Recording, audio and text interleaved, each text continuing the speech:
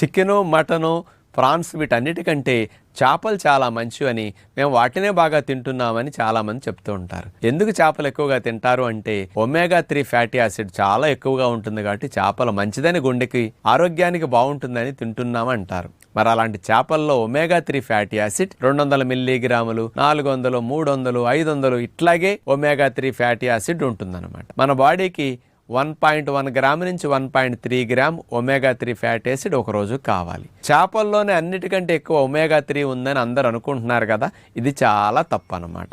ఎంత తక్కువ అనేది మీకు తెలియాలి అంటే ఒమేగా 3 ఫ్యాటీ యాసిడ్ అనేది హెంప్ సీడ్స్, బాదం పప్పులు, అలాగే వాల్నట్స్, అవిసె గింజలు, ఫ్లాక్ సీడ్స్ వీటన్నిటిలో 8 గ్రాముల నుంచి 13 గ్రాముల మధ్యలో వీటన్నిటిలో ఉంటుందన్నమాట.